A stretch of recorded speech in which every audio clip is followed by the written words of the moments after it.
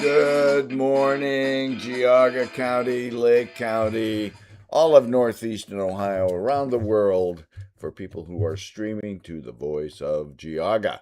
Your place to come to be informed, entertained, and enlightened.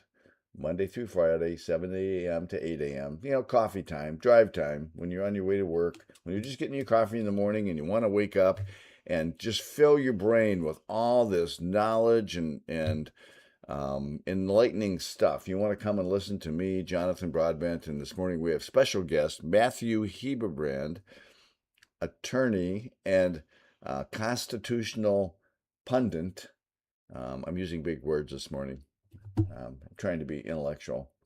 And so Sounds great so far, Skip. And as always, or not always, but we're being sponsored and supported by Red Eft Arborist, arborist, and just a great guy, Andrew Blasky, just fantastic guy that comes out and takes care of your trees and other plants, by the way. And so you can reach him at 440-850-4968. I love watching him work. They're taking a bunch of trees down in my neighborhood where trees fell over. I don't understand the whole tree falling over thing, but there's these huge trees, and so they're coming out, cutting them up, cleaning them up, and making things look good again. And also the VFW. I'm a member of the VFW in Chardon and Middlefield, and the American Legion out of Chardon and Newberry. And so our sponsors, and we love them. We need more sponsors. So call us up if you want everybody in Geauga County to hear about your business. And we can promote your business right here to the 300,000 listeners that are in the Geauga, Lake County areas. And, we say we're the voice of Geauga. Our sister county is Lake County. We're going to reach out to Lake County and smack them a little bit, smack them around a little bit. They did some goofy things with their taxes and Wycliffe schools and some other places. Awful. But anyway, awful. Good morning, Matthew, and thank you for coming on. We're going to talk redistricting, I think, this morning, right? Good morning. Yes, thank you for hosting me again. The big legal news from the course of the past week and a half has been the Louisiana versus Calais case, and that set off a firestorm in the media, a firestorm in the halls of legislative assemblies across the state and Congress. And I appreciate this opportunity to give your listeners and viewers the lowdown of what the case actually said. And one of the remarkable things for me, reading it and following the Supreme Court and being a student of the Constitution for as long as I have been, is that it is remarkable in how consistent it is with prior law. Basically, in my view, the Supreme Court said nothing new in this case. What has set off the firestorm is the way in which what it's been saying applied in the case to Louisiana, and that it basically meant that finally the Supreme Court means what it says. It has been using language in regards to equal protection, equal opportunity in regards to racism. It's been using consistent language for 5 years, 10 years, 15 years, going back 30 years, going back to the 1980s. Really, this is the same language that the court has used, the same standards the court has applied, but they never had an opportunity like this to say, when it comes to redistricting and this concept of majority minority districts, that it works both ways in terms of racial discrimination, and that if you are going to prove a case of racial discrimination, you have to prove that there is an intent to discriminate.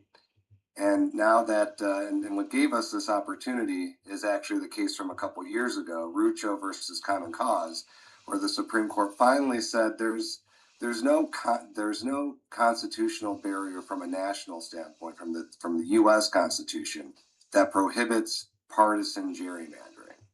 And that's what really gave the opportunity to apply what it's consistently said in other cases in this context, because as I know both of you know, and many of your listeners are aware of, is that so much of the racial analysis gets caught up in really partisan analysis, right? I think your listeners are aware that there are a lot of black voters who tend to vote for Democrats, right?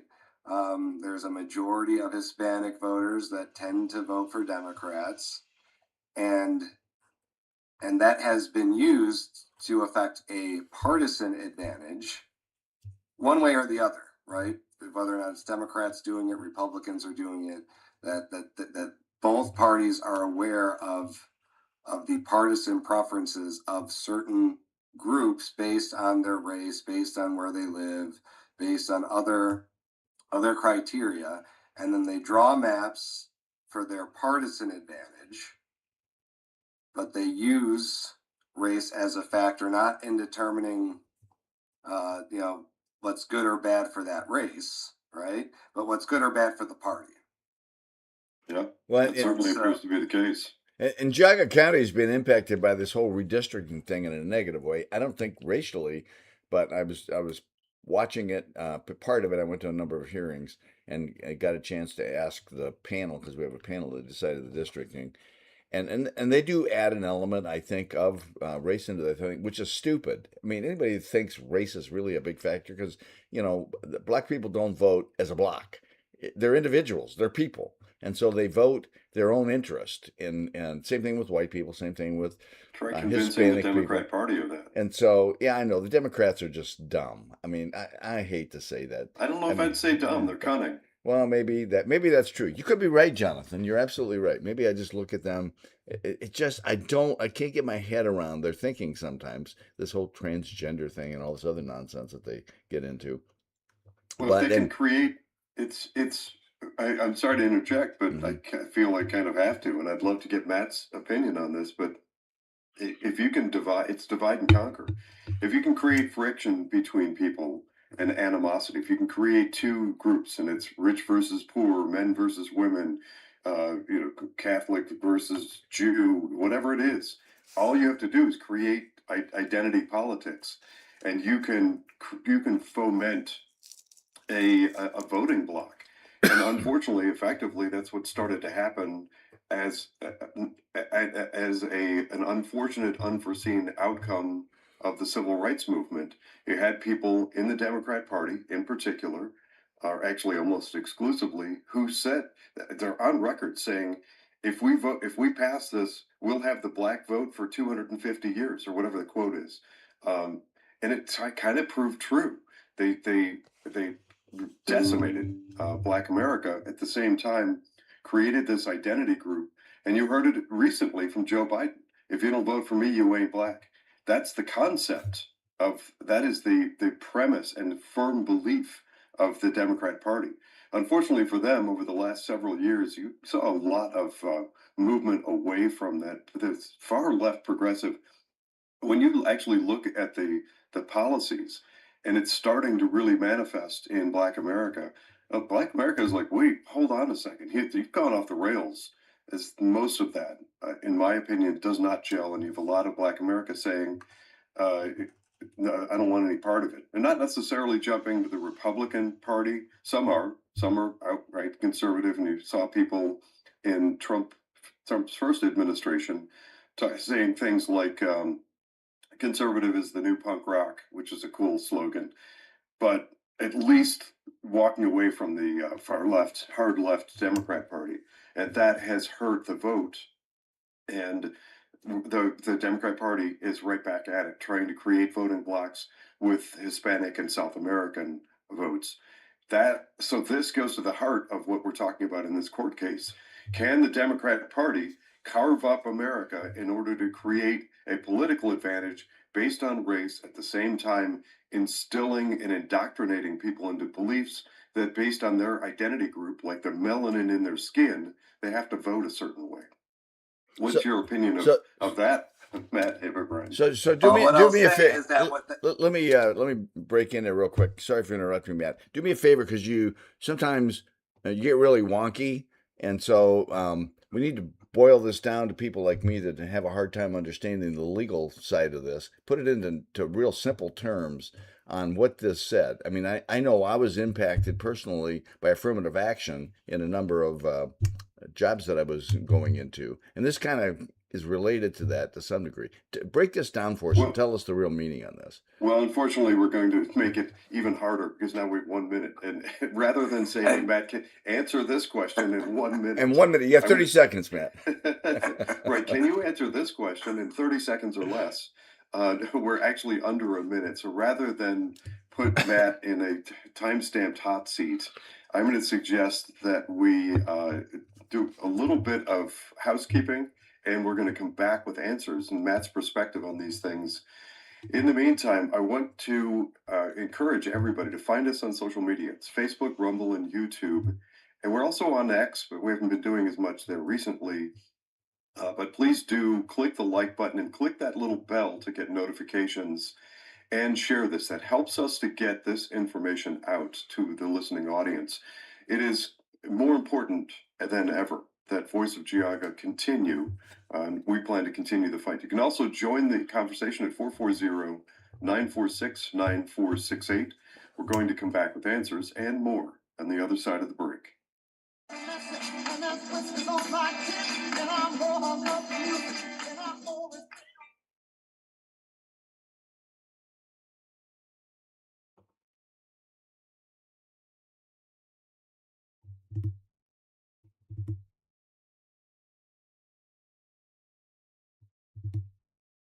All right, so I didn't hear mics are off, but I'm going to assume we're off.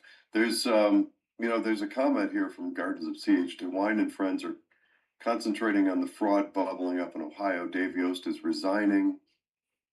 The timing of this is very interesting. It was actually my wife this morning, and I know this is not related. And just again, a reminder, Matt, we are off air on the radio, but we're still on the podcast. yeah. So I'm commenting just as a little behind the scenes conversation while we're on radio break. But I'm wondering if you're following that and have any opinion of what's happening with Yost and Columbus. Yost had the unfortunate, the unfortunate circumstance of running for governor when Vivek wanted to be governor. And unlike Sprague, who also wanted to be governor, had another opening at the statewide level to run for something. He got shut out, right? and he continued running against Vivek far longer. I think Sprague pretty much got out of the governor's race. I don't know. I can't remember how quickly he did after Vivek. I don't think he just did just kind of like exploratory 30 seconds. And that's what's basically shut Yost off. And I don't think anyone was expecting him to just resign this close to the end of his term. And so the coincidence of this fraud stuff, I don't know if it hurts Yost as much 10 seconds.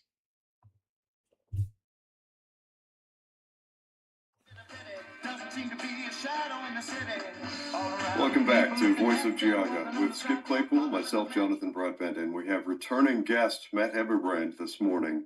And during the break, you'll have to find us on social media and listen to the podcast, which is on Facebook and Rumble, and listen to the during the commercial break segments. We're talking about what's happening in Columbus and Dave Yost, etc. But that's, for now, at least unrelated to the conversation. Picking up where we left off, Matt, we gave you a lot just before the break.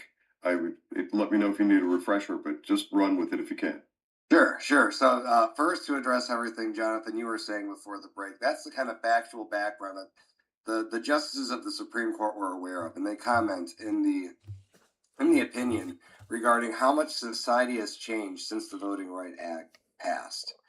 And I'll get into that, but before I get into further details on that, I think it's appropriate to step back at a higher level to address Skip's concerns, so people can then wonder like what was actually going on in this case. So this case was about the redistricting in Louisiana under the Voting Rights Act. Basically, you have had a practice over the course of the past 40 to 50 years of congressional district maps being challenged on the basis of being a racial gerrymander. And there has been a presumption, and this is when Skip was talking about, going into redistricting committee hearings and hearing people talk about race. Usually you go to these meetings and the legislators or whoever's talking, whether or not they're staff members or attorneys advising the congressional, the legislative members, they're talking about to comply with the Voting Rights Act, we have to have a majority minority district. If we've got, we've got to keep in Ohio, we've got to keep East Cleveland as a majority minority district. 15 years ago, we created a new majority minority district out of the Columbus area because there were enough individuals of African American descent to justify that at that point. Now that's kind of stuck, that we have this carve out of northeastern Franklin County that's set as the majority minority district in Ohio, and they say that this is required under the law. And what this case was about was some conservatives saying, when you do that, when you create a majority minority district, you are discriminating on the basis of race. Right? That instead of doing it, instead of discriminating against a racial minority, you're effectively discriminating against the racial majority, and that's not consistent with the 15th Amendment. It's not consistent with the Supreme Court's jurisprudence, which basically says when you're talking about anything about race, you have to meet strict scrutiny. And strict scrutiny is it's really just a heightened standard in terms of what you can and can't do. That if you want to do something in terms of the government, right, whether or not we're talking about the legislature passing a statute or the executive branch taking an action to meet strict scrutiny, it basically has to be the only way to meet a particular end, and that end has to be constitutional as well. And so when it comes to race, the only things that have been acceptable under strict scrutiny have been instances of racial violence, right? That when there is violence based on not the government being discriminatory, but people having a discriminatory intention against each other. And the one that the example they always use are race riots in prisons. If you have a race riot in a prison, you can separate the people based on race so that they don't kill each other. That makes sense. The other instance that they've always used has been to ameliorate a specific past instance of government racial discrimination. So if the government has discriminated against a particular race in a particular circumstance, the government can do something to basically remedy that specific instance, and they have been very strict in how they interpret that. And for the past 40 years, there's been this language in these cases where they say, we assume, for the sake of argument, that complying with the Voting Rights Act is a legitimate end for strict scrutiny purposes. But they've never gone and done the analysis. In this case, they went and did that analysis and said, yes, complying with the Voting Rights Act is a proper purpose for strict scrutiny analysis, but as it is supposed to be construed. And so they go through what the statute actually says. And what the statute actually says is that members of a minority group, of an articulable minority group, must have an opportunity to elect representatives of their choice in the no less of an opportunity than other members. But one of the things that the legislature did when they amended the Voting Rights Act back in the 1980s is that they basically put in a disclaimer, because this was again during the 1980s. You had Democrats controlling the House, Republicans in control of the Senate.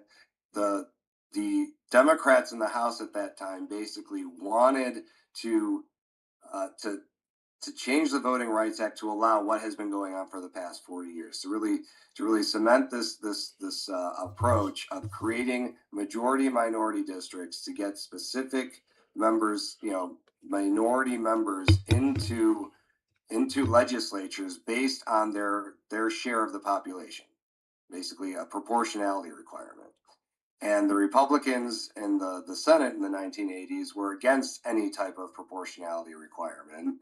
So they changed the Voting Rights Act to include um, this language that basically allowed for courts to consider the totality of the circumstances in this case rather than looking specifically at discriminatory intent. But the compromise was there in no event shall there be any kind of proportionality among races for legislate for any type of districting. So legislatures are specifically said if you've got 15% of a black population, you do not need to have 15% black districts. That is crystal clear in the law, and the Supreme Court in this case took note of that and basically said, looking at the statute as it was written and interpreting it in a way that is consistent with the Constitution, that's consistent with our jurisprudence that mandates that when we're talking about discrimination, we are looking at intent. To be discriminatory, you have to have an intent to discriminate on the basis of race or another illegitimate basis, whether or not it's gender or national origin or whatever the case may be.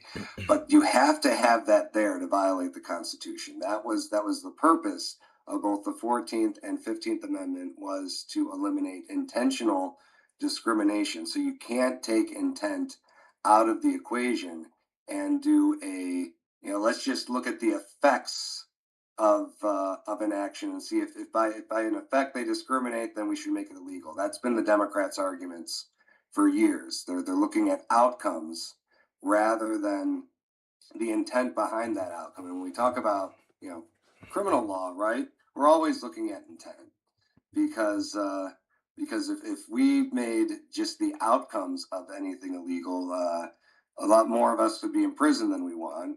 And of course, this isn't criminal, but the analogy still applies, because when we're talking about what is and isn't constitutional, we don't want to make anything unconstitutional because of the outcome that it has on a specific portion of the population. We need to be looking at the purpose of the action and whether or not that had an illegitimate purpose. Again, going back to talking about whether or not the Voting Rights Act can be a legitimate purpose. The Supreme Court said it can, as properly construed.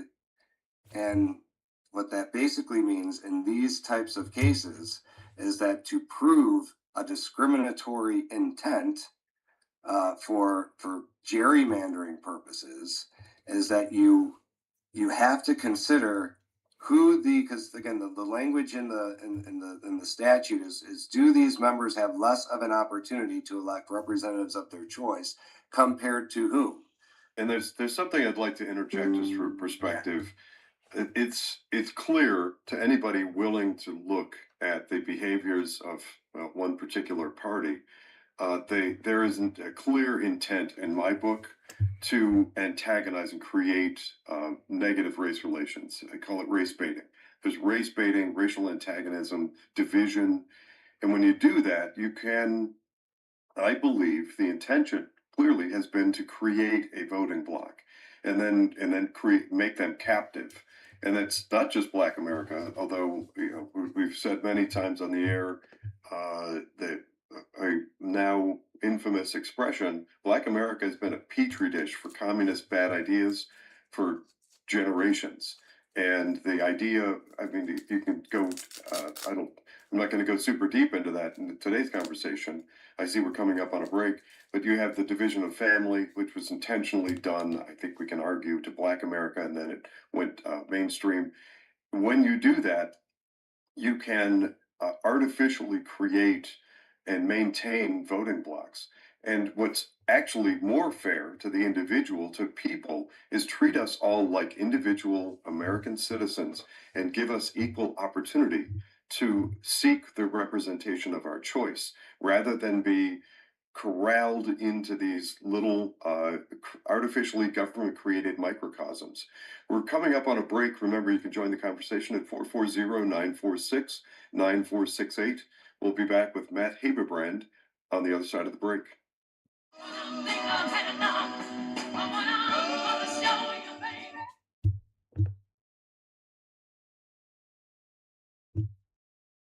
Mics are off. Mics are off. All right. Heard it that time. So, yep, this is our longer break. Skip, I switched over and refreshed Facebook. In order to see the comments on Facebook, I don't get them live. I have to refresh. Keep refreshing. But I do see that you have a Stu is indicating his IQ. Yes, I mean, there is an old saying that says it's better to let people think you're an idiot than open your mouth and expose all or remove any doubts. And so, thank you, Stu, for showing up, because you're constantly helping us to and everybody else to know better what you're all about. But we love it. I mean, we'd love to have you on the program, and we can have a as intellectual conversation as you're possible. But we'd love that. I would love to even engage in a debate with someone from the other side, because I think that's been sorely lacking, is an actual interaction between our two sides. For years now, we've been talking past each other, right? And I really think the other side are the ones who are afraid to do it, because when they actually get their arguments exposed, right? Yeah, they don't want that. I've been trying for years. I can't get anybody to debate on any of the topics. I listened to, if you listen to AOC talk about the fact that billionaires didn't earn their money, that you can't possibly earn $1 billion. You can't put in enough hours. Her stupidity, when she talks, her stupidity is so over the top. I am mind boggled at how anybody in her district even votes for her. But when she says something like that, I don't know if she actually believes it as much as she knows that if she says it, someone else will believe it and will, do whatever do whatever she wants them to do, whether or not it's vote for her, vote for one of her preferred candidates, go out and rally and throw bricks at something. There are people who just don't understand business or capitalism, free enterprise, and what it takes to make $1 billion or $1 million, whatever. And what they don't understand is that when somebody makes $1 billion, that's fantastic, because that proves that anybody else can do it. So the person that makes $1 billion doesn't take away an opportunity for somebody else to make $1 billion. It just proves that it can be done. And so, also, how many employees are there? How many people are they employing? And so, I'm just going to throw there. I was thinking about including it in the radio broadcast as well. But Matt, I don't know if you heard, I discussed a few times on prior episodes that on Tuesday during the election, I went to the local polling location, held an umbrella, and was meeting people and talking to people. And there was a guy that got out of his car and had a red cap with white writing on it. And I was like, oh, I wonder what that guy's about. And I walked up and it said something pretty outrageous, like make pedophiles kick them out of office and make everybody legal in America, or I forget what it said. And so he walked up and make everyone legal again, something like that. 30 seconds. It was pretty outrageous conversation that ensued, and he started casting accusations at me and everything. I'm like, we just met. You can't talk to me that way. Accuse me of being. It was ridiculous. 10 seconds. 10.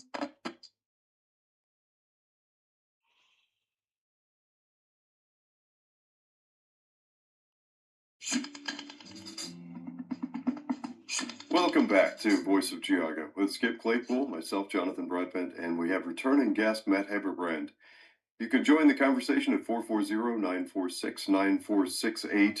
I'm going to interject quickly because a big part of me always views these opportunities to speak to you through Voice of Geauga as opportunities to encourage people and spur them to action. I'm going to very quickly, as quickly as I can, interject an analogy. There's a part of me that feels quite a bit like somebody recruited to the Cleveland Browns. When you look at the Republican Party, you can go back and look in the history of the Cleveland Browns. It was a powerhouse team at one point, winning all sorts of trophies and awards, and it was a team to be reckoned with. Though that era is unfortunately for the foreseeable future and recent past a bygone era. The Republican Party, of which I've just spent the last 4 years acting as a volunteer at the county level, works in very much the same way. Many of these issues, the Republican Party has a very rich and proud history of tackling and combating racism, of giving an equal opportunity environment for Americans, and has done many tremendous things very, very well. We are in a long period of not doing well and failure as a party.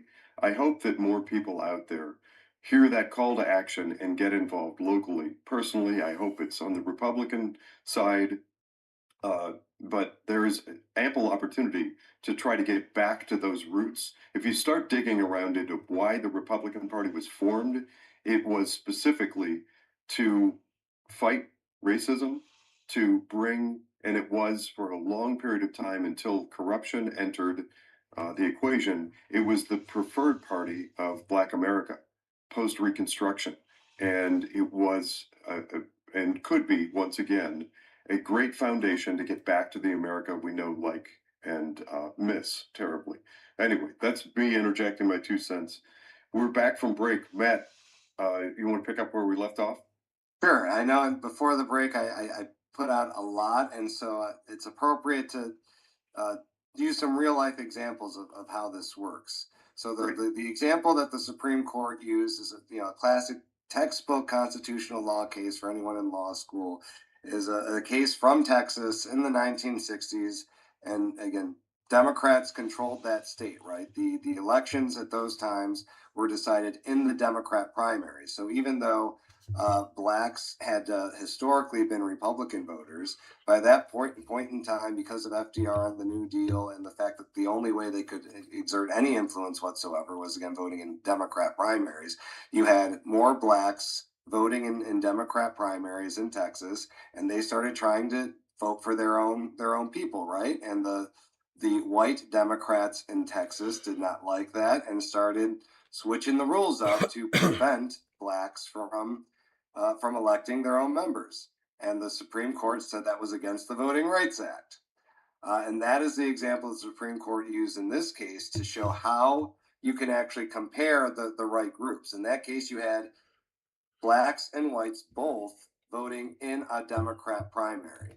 And you see how the change in the rules by the Democrats at that time, specifically affected blacks and prevented them from having any opportunity, any chance, any probability of electing the people they wanted. That there's evidence that they were trying to vote for these individuals, and it was clear it wasn't partisan. It was just based on race. You compare that to the maps in Louisiana, and you could show that in Louisiana, what were the legislators in Louisiana worried about when they redrew their maps?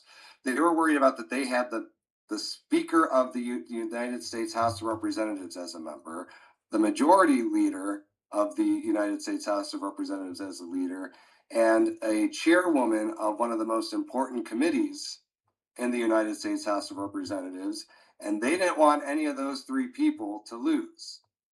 So they basically drew the lines to protect those incumbents.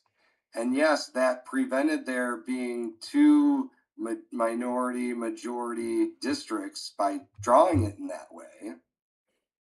But how do you separate that intention of incumbency protection from when there's no evidence of the Republican legislatures in Louisiana trying to discriminate, trying to give blacks in Louisiana less of an opportunity, less of a probability to elect who they want to elect.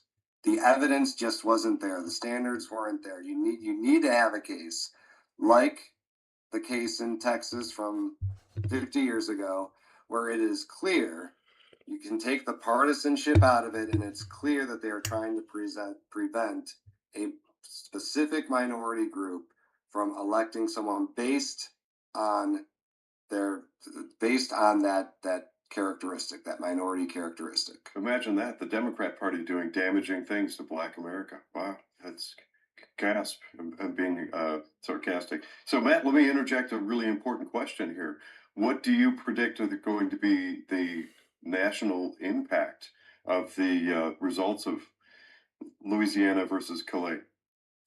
Well, we've seen it already. We've seen it in states like Florida that have redrawn their maps. We've seen it in states like Tennessee that have redrawn their maps, and we'll see how far it takes it. And people have been talking about this being the redistricting wars, something that Donald Trump started by encouraging Texas to redraw its maps mid-district. I disagree. And I don't think go it ahead. started then. I think it was already well underway. It was really Trump putting a spotlight on it that got attention. You can look at states that are, and there are examples all over the U.S., that have been gerrymandered into ridiculously left representation or Democrat representation and silencing significant portions of Republican America. And people weren't talking about it or looking at it because the Democrat Party, of course, was pointing at the Republican Party and crying foul the entire time they've been doing it. So I disagree that it started with Trump. Well, in Well, Ohio, if you look at what they recently did, and I said through the hearings, I mean, we're in control of the state, the Republicans, kind of. I mean, a lot of rhinos involved. But Correct. we sat there and allowed the Democrats, and I sat in the meetings, and they would yell, "Democracy, democracy, democracy," Right, and and I got up and said, "We are not a democracy, people. We're a republic." I was just watching The Alamo the other day, old movie. It's got John Wayne in it, and he was having a conversation with Travis, and he said, "Republic. I love that word, republic, because it's yes." At one time, we understood what a republic was versus a democracy. And all you have is Democrats yelling democracy to gain an advantage, and they succeeded. They rule over the Republicans, stupid Republicans, and they allowed this redistricting, which harmed counties like Geauga County. We now have the southern part of Geauga County and Portage County, and we're being controlled by Ashtabula County. And I love our representative from Ashtabula County, but we don't have representation from Geauga County. Well, we do. Right. Steve Demetrio. So would you say? I think both of us are saying the same thing. One side has dominated that equation. What do you think, Matt? Yeah, but I mean, what I was trying to say was redistricting has been going on since the dawn of our republic. Yeah. And so it's nothing new, both sides. But the new thing was the Democrats are trying to use this division of race to accomplish that. And so that's really it's not a partisan gerrymandering as much as a race-based It is. But what do gerrymandering. you think, Matt?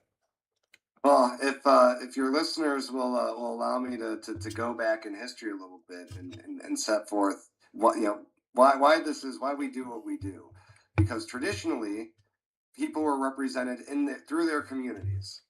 And so when you go back to like the English Parliament, you had cities, you had different boroughs, you had their traditional counties, their shires. They all had representation in the British Parliament based on that geographic community. And what happened was you basically had what they called rotten boroughs, places where people didn't live anymore, or places where an English lord basically owned all the land, and he would just pick who he wanted to be in Parliament, right? And so there was no true representation there. And what we did in this country to ameliorate that is basically say you have your with regards to the U.S. Congress, right? You have your full number of people, and you just split everyone based on population, so that each district has the same rough approximate number of people, rather than just being drawn around this village, this city, this county. And what's interesting in terms of all the debates about redistricting, including in Ohio, where we passed a constitutional amendment, which basically uh, said, like when the legislature is redistricting, you should be following city lines and county lines, and you can only cut through a county. The 65 counties must be kept whole. 18 counties can only be split once. 5 counties may be split twice. It's like that kind of nitpicking. It kind of almost brings us back to that historical example of the harm we were trying not to create, of having rotten boroughs, of Yeah. cities and counties being represented without people actually living there.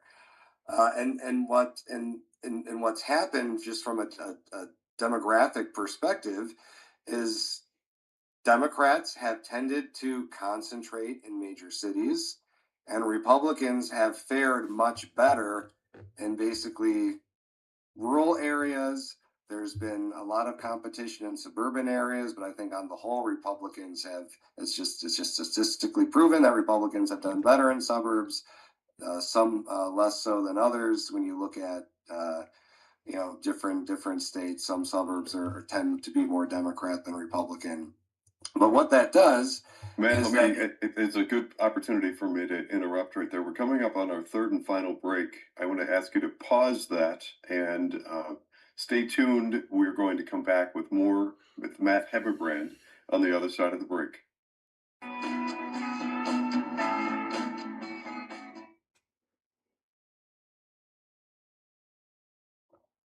Mics are off. Mics are off. All right. So, yeah, there's some comments on the whole debate thing, just so you know, Matt. yeah, read them off. Other people have experienced the same thing. They cannot have discussion. Their ideology is their religion. So, in all those different arenas, when I was spent years, I still am involved with Protect Ohio Children, just now as a volunteer. I would ask people all the time.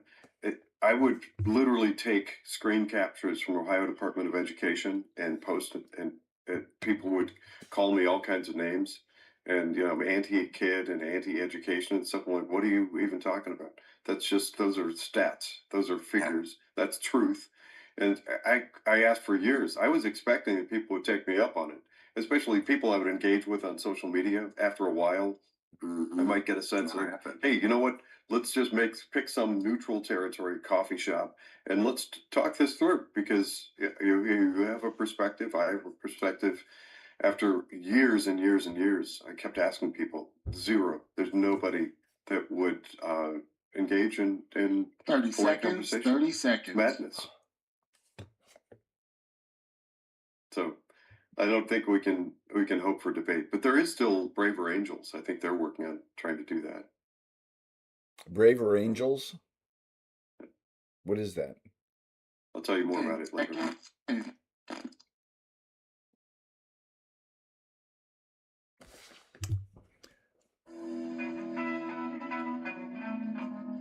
Welcome back to Voice of Geauga. This is our final segment with Matt Heberbrand. You're listening to Skip Claypool and Jonathan Broadbent hosting.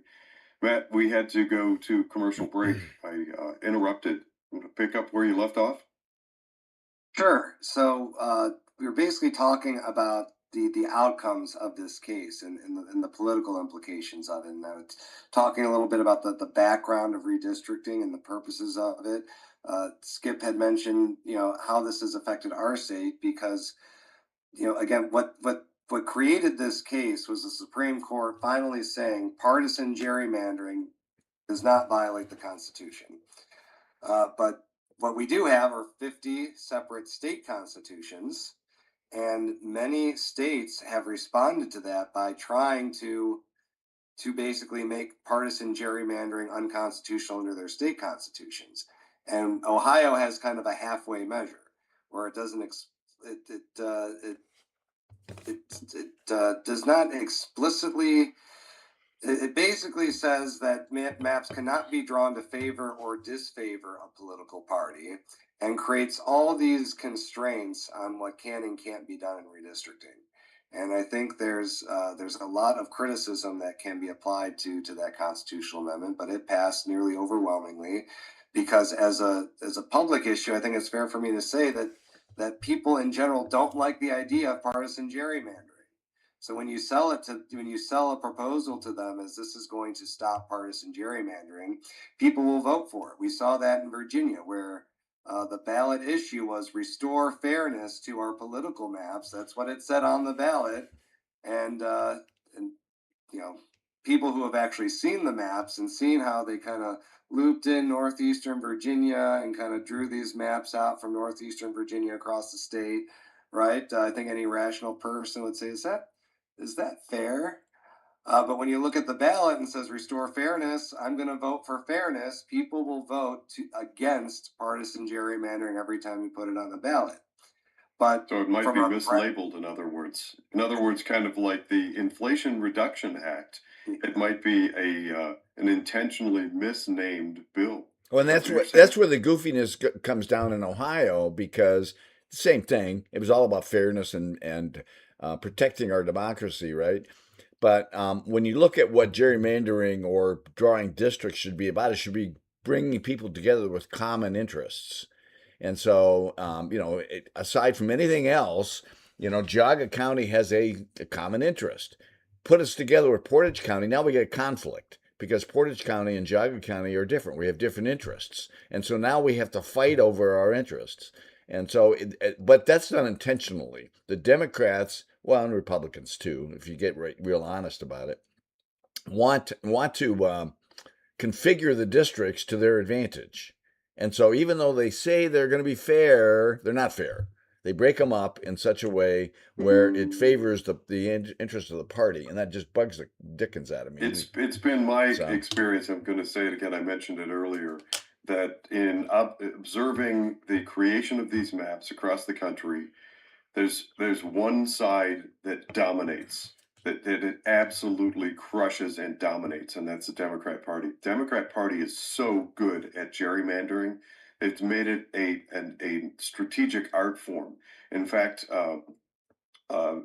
Eric, why am I drawing a blank on his last name? He worked for the Obama administration. He had a set up camp. Eric Holder set up camp in downtown Columbus to focus on Ohio. Well, he's got a whole nonprofit corporation, there's a whole strategic objective. Yeah. And on our side, every once in a while, you get a little blip of maybe sort of a little half measure from the Republican Party, sort of seeming to fight back slightly, a little bit, and then it fails. So it has been a one-sided war, if we're going to call this the mapping, the congressional mapping. A war. It's been a one-sided war for quite some time. Back to you. And I don't know if you guys have seen or your listeners have seen anything on social media. Just because of my interest, this is the kind of stuff that my social media feeds to me. I keep seeing these maps from both sides, the Democrats and the Republicans, of if Democrats maxed out on political gerrymandering, if Republicans maxed out on political gerrymandering. And what's fascinating about this is how those maps look different, and both sides can do it.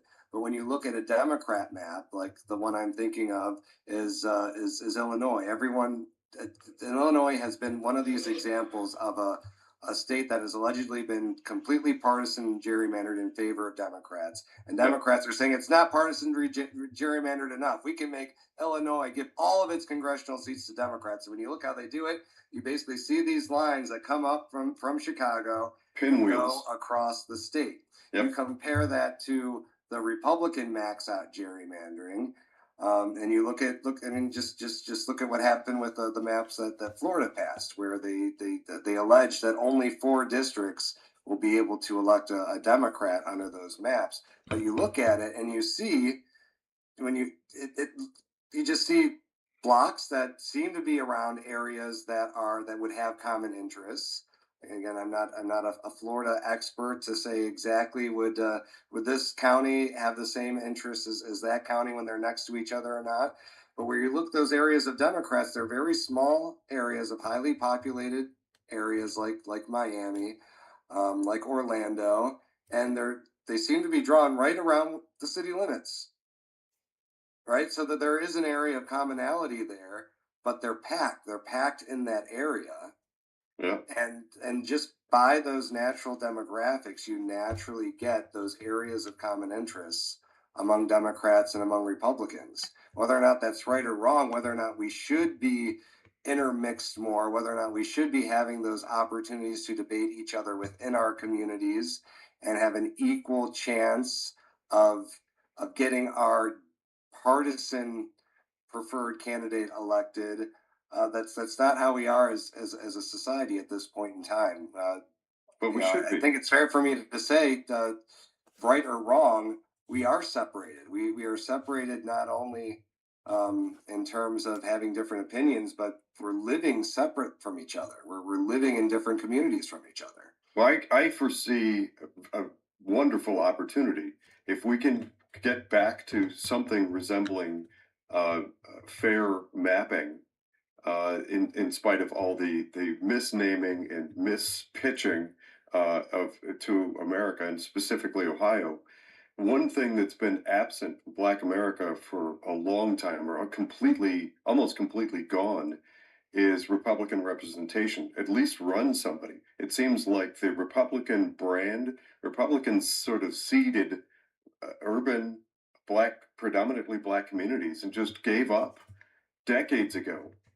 There's important messaging that could be there and has been absent. So if we get back to maps that aren't carve outs and these pinwheels like Illinois, and there is at least an opportunity to start messaging potentially successfully in getting some Republican candidates elected in representing segments of Black America.